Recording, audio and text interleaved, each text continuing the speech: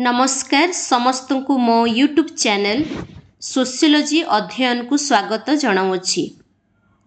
भिडियोटी को संपूर्ण देखिवा पूर्वरु दयाकरी चैनल को लाइक शेयर सब्सक्राइब करंतु एवं शेष रे कमेंट करने को भूलंतु नहीं। आज आमे नोट्स करिबा एवं बुझिबा भारतीय समाजर परिचय कौन। आमर मातृभूमि भारतवर्ष एक विशाल देश। एही भारतीय समाज विभिन्न प्रजाति धर्म भाषा जाति प्रभृति द्वारा विभक्त। ए देश रे विभिन्न भाषाभाषी और विभिन्न धर्मावलंबी लोक बास करिथांती।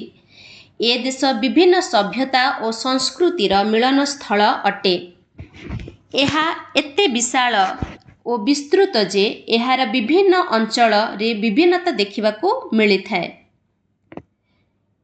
एहार समस्त अंचलर प्राकृतिक गठन और जलवायु एक प्रकार नुहे। एही विशाल देश रे केउठी उच्च पार्वत्य भूमि तो केउठी शस्य श्यामला समतल अंचल एवं पुणी केउठी मालभूमि रहिछि। तेणु जलवायुर भिन्नता जोगु लोकमानंकर खाद्यपेय पोशाक परिच्छदरे मध्य तारतम्य देखा जाइथाए। एठाकार आदिवासी मानंकर भाषा राजनीति चालीचलन और धर्म विश्वास रे मध्य फरक देखा जाइथाए। एही विभिन्नता मध्यरे एकता ही एहार संस्कृतिर मूल भित्ति अटे। समाज विज्ञानी एम.एन. श्रीनिवास कहिछंती भारतीय ऐक्य संप्रदायटी मुख्यतः धर्मीय ऐक्य को बुझाई थाए। एबे आमे जानिबा भारत वर्षर नामकरण केमिति होइछि, किए एहार नामकरण करिछंती। भारत वर्ष नामटी राजा भरतंक नाम अनुसारे नामकरण होइछि। अर्थात पुराण रे वर्णित राजा दुष्मंत और राणी शकुंतलांक पुत्र भरतंक नाम अनुसारे एही विराट भूखंडर नाम भारत वर्ष होइछि बोली विचार करा जाइथाए। पुराणरु ही जणा जाए जे भारत वर्ष भूखंडटी जम्बूद्वीप नामक विस्तीर्ण अंचलर अंशविशेष थिला एवं एही जम्बूद्वीपर सर्वश्रेष्ठ अंशटी भारत वर्ष नामरे परिचित अटे। आम देश वर्तमान हिंदुस्तान बा भारत भावे परिचित। प्रथमे पारसिक माने भारत आक्रमण करी सिंधु नदी अववाहिकारे पहुंची थिले। से माने स को ह भावरे उच्चारित करुथिले। तेणु सिंधु नदी को से माने हिंदू नामरे उच्चारण करिथिले एवं एठाकार अधिवासी मानंकु हिंदू नामरे नामित कले। प्राचीन ग्रीक माने सिंधु नदी को इंडस नामरे उच्चारण करुथिले। तेणु सिंधु नदी को इंड बा हिंदू नामरे परिचित कले। ख्रीष्टीय 8 शताब्दी रे आरबीय माने भारत आक्रमण पई सिंधु नदी कूलरे पहुंची थिले एवं इंड बा हिंद नदीर अववाहिका अंचल को मुसलमान हिंदुस्तान नामरे नामित कले।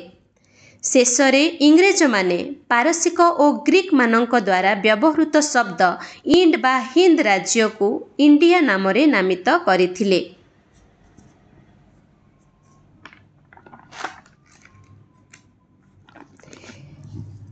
एबे आमे जानिबा भारत समाजर उत्पत्तिर इतिहास।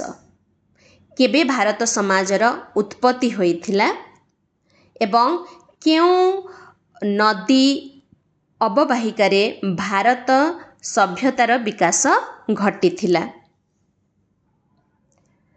भारतीय समाजर इतिहास एहा नूतन नुहे, एहा अत्यंत प्राचीन अटे।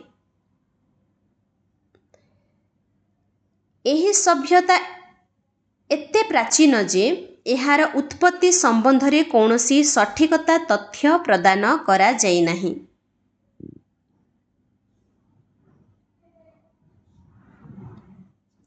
एठाकार सांस्कृतिक परंपरा उन्नत सभ्यतार अभ्यास एवं खोदित शिलालिपि को भित्ति करी अनुमान करा जाए जे भारतीय समाजर उत्पत्ति 5000 ବର୍ଷରୁ 10,000 ବର୍ଷ ମଧ୍ୟରେ ହୋଇଥିଲା।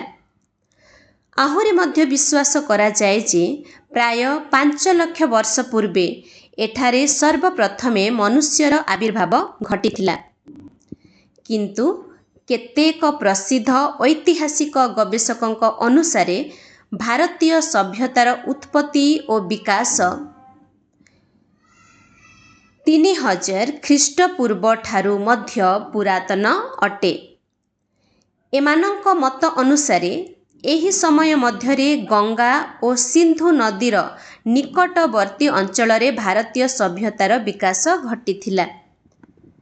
ବିଭିନ୍ନ ସଭ୍ୟତାର ବିକାଶ ବିଭିନ୍ନ ଯୁଗରେ ହୋଇଥିବାର ପ୍ରମାଣ ମିଳିଥାଏ, ଯାହାକୁ ପ୍ରାକ୍ ଐତିହାସିକ ଯୁଗ ବୋଲି ବିବେଚନା କରାଯାଏ।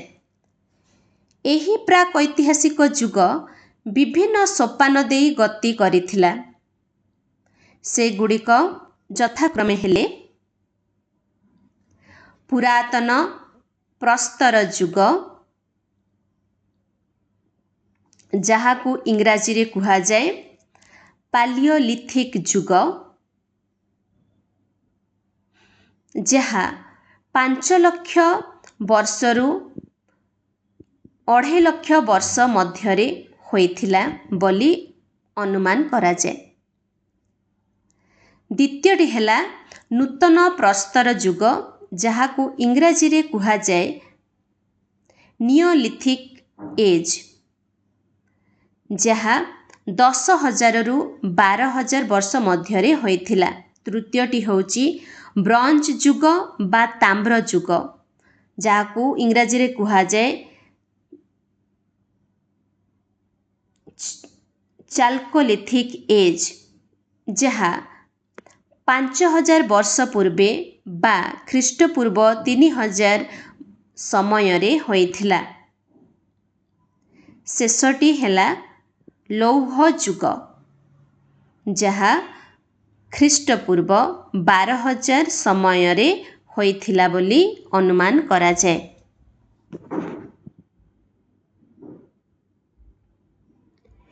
ଏହି ଐତିହାସିକ ଯୁଗକୁ ଅନୁସରଣ କଲେ ଜଣାପଡ଼େ ଯେ 5,000 ବର୍ଷ ବା 3000 ଖ୍ରୀଷ୍ଟପୂର୍ବର ଇତିହାସ ହେଉଛି ଭାରତୀୟ ସମାଜର ଇତିହାସ। ଏହି ସମୟରେ ଆର୍ଯ୍ୟ ଏବଂ ଅନାର୍ଯ୍ୟ ଭାବେ ଦୁଇଟି ପ୍ରଜାତି ଭାରତରେ ବାସ କରୁଥିଲେ ଏବଂ ଏହି ଦୁଇ ଆର୍ଯ୍ୟ ଓ ଅନାର୍ଯ୍ୟ ସଂସ୍କୃତିର ସମ୍ମିଶ୍ରଣରେ ଭାରତୀୟ ସମାଜର ଉତ୍ପତ୍ତି ଘଟିଥିଲା। ଏବେ ଭାରତବର୍ଷ ହେଉଛି ଏପରି ଏକ ଦେଶ ଯେଉଁଠି ଧର୍ମ, ବର୍ଣ୍ଣ, ଭାଷା, ଜାତି, ପ୍ରଜାତି, ସଂସ୍କୃତି ନିର୍ବିଶେଷରେ ସମସ୍ତେ ଏକତ୍ର ବସବାସ କରି ପରସ୍ପର ମଧ୍ୟରେ ସଂହତି ସ୍ଥାପନ କରୁଛନ୍ତି, ଯାହାକି ବିଭିନ୍ନତା ମଧ୍ୟରେ ଏକତା ଏବଂ ଏକତା ମଧ୍ୟରେ ବିଭିନ୍ନତାର ଉଦାହରଣ ହୋଇଛି। ଏବେ ଆମେ ଜାଣିବା ଏଇଥିରୁ କେତେକ ପ୍ରଶ୍ନ ଗୁଡ଼ିକୁ। ପ୍ରଥମେ 1 ମାର୍କ କ୍ୱେଶ୍ଚିନ୍। କେଉଁ ରାଜାଙ୍କ ନାମ ଅନୁସାରେ ଭାରତବର୍ଷର ନାମକରଣ ହୋଇଛି? ଉତ୍ତର ହେବ ଭରତ। କେଉଁମାନେ ଭାରତକୁ ହିନ୍ଦୁସ୍ତାନ ନାମରେ ନାମିତ କରିଥିଲେ? ଉତ୍ତର ମୁସଲମାନ। କିଏ ଭାରତକୁ ଇଣ୍ଡିଆ ନାମରେ ନାମିତ କରିଛନ୍ତି? ଇଂରେଜମାନେ। କେଉଁ ଦ୍ୱୀପର ସର୍ବଶ୍ରେଷ୍ଠ ଅଂଶଟି ଭାରତବର୍ଷ ନାମରେ ପରିଚିତ? ଉତ୍ତର ଜମ୍ବୁ ଦ୍ୱୀପ। ରାଜା ଭରତ କାହାର ପୁତ୍ର ଅଟନ୍ତି?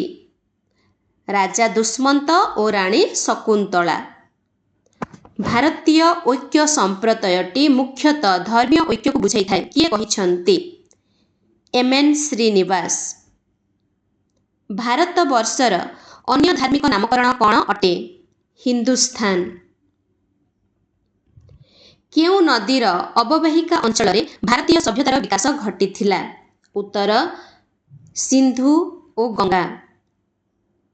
କେଉଁ ଦୁଇଟି ସଂସ୍କୃତିର ସମ୍ମିଶ୍ରଣରେ ଭାରତୀୟ ସମାଜର ଉତ୍ପତ୍ତି ଘଟିଥିଲା?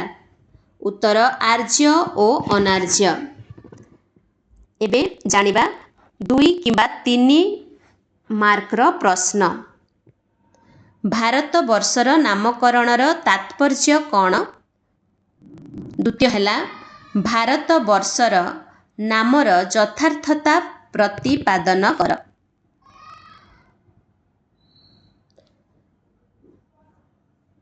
एबे लॉन्ग क्वेश्चन प्रश्न 7 मार्क आसीपारे किंबा 8 मार्क रे आसीपारे। भारतीय समाजर परिचय संबंधरे आलोचना कर। भारतीय समाजर परिचय संबंधरे आलोचना कर।